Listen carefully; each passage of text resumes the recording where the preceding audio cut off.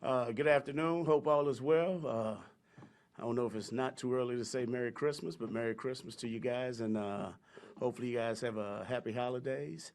But just wanted to say it feels good coming off a big victory. I know we like to keep it close for TV purposes and ratings for whatever reason, but I'm glad that we found a way to get ourselves across the finish line together. I'm not going to hold that against you wearing that sweatshirt. But other than that, with that said, I'm all ears. Coach, Pacheco fumbled and y'all kind of sat him out and then put him back in. Is that kind of an example of him fighting through that rookie wall? You know what? We've had a number of turnovers in the past how many weeks in a row, and it's been addressed. And guys need to understand this. In order to be a team that wants to exceed all expectations and go and pursue a championship, there's certain things you can't do. You can't turn over the football. Right now, we got to protect the ball. We got to do a better job of understanding how important it is of possessing it and making sure that whatever individual has that ball last, their job is to hand it back to the ref. So we got to do a better job. Obviously, as coaches, we are addressing it, okay? But as players, we got to make sure that we're doing all the little things necessary. You got to keep two hands on it. You got to protect it at all costs. Can't give it up. Just can't do it. What goes into the feel of when to sit a guy for a quarter or maybe the game or just throw him right back out there? Because there's been times in the past where you did send him right back out. So how do you figure that out? Well, you obviously want those guys to understand that there's a great deal of confidence in them. And I know he didn't go right back in after that play, but that was just because of the play that was being called. We haven't lost any confidence in him at all. Pacheco is still Pacheco, and he understands exactly what needs to be done, but also he understands that he has to be accountable and making sure he's doing the little things necessary to help us to be the consistent team that we need to be. Coach, Andy said yesterday that he sounded optimistic that Harland could return this week, saying that there's a chance. How has McCole looked in practice over the last week and a half? You know what, I'll just say this. The thing is, with all those guys coming back, obviously with KT, coming back, and I'm sure to come up at some point in time, Blake Bell being out there. We're just trying to make sure that we're getting those guys back in the rhythm of things. Don't want to overexert them. You just want to make sure that they're getting back in football shape and that they, if needed, they can be there and making sure that, hey, when called upon to play, they're going to be at their best. So he looks good? I'll just say this. He's doing a heck of a job. What do you think your offense misses when Hartman and Tony and that speed is out of the mix as far as what they can do, decoys, et cetera? You know what? That's a good question because the thing is we've had a number of guys who have performed at a high level, but I'll say this. You always want your best players out there. You always want your best players available, and then on top of that, we want to be playing our best ball right about now. So anytime we can get all our guys healthy and back out there, obviously we just got to be patient and making sure that we're staying the course and not doing too much to make those things happen earlier than what they need to. Eric, it's always impressive when a quarterback does have 19 straight completions. We talk about a quarterback getting into a rhythm. I just wonder from your side, as a play caller, obviously discussing things with Andy, how did you guys get into a rhythm to allow him to sort of execute at that high of a level? I thought it was just fun. We just gave him things that he was comfortable with.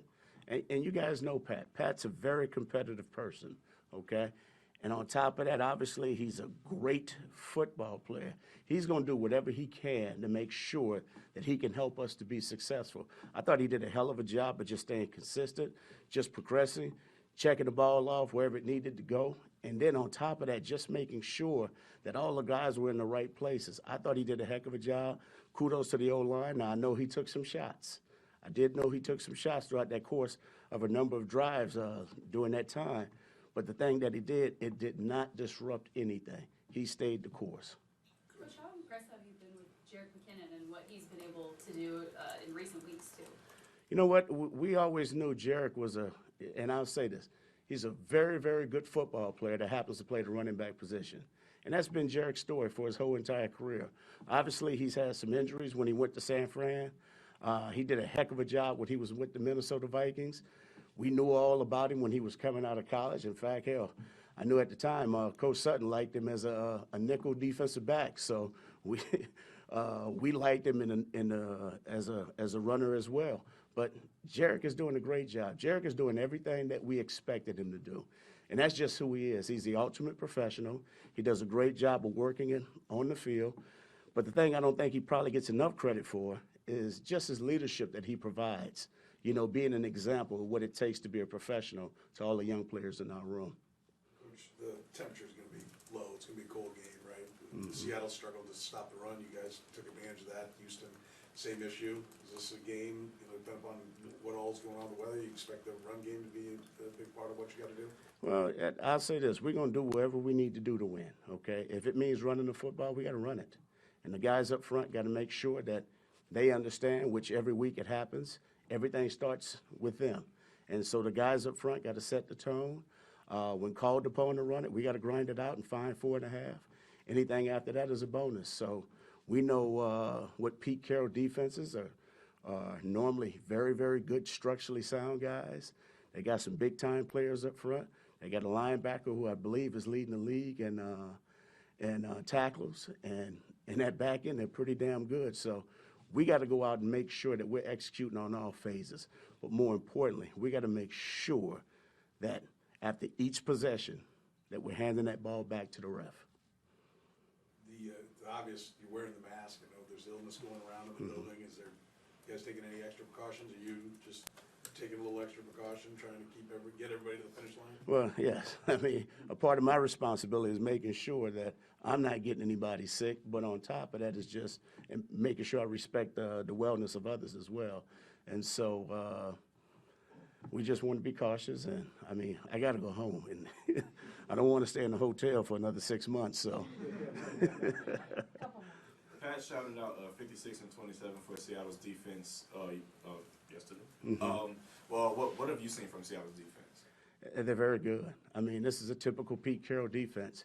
And I know they've had their bumps and bruises throughout the course of the season. But one thing that you can see, first of all, they play hard up front. I mean, they got Shelby Harris.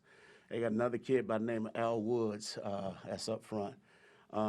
What's my man's name? Big Puna Ford. They got Nwasu from Narbonne High School who played at USC, who was with the Chargers originally. In the back end, 27, the kid out of UTSA. Frank Wilson, who was a good friend of mine, was the head coach. I'm pretty sure he recruited him there.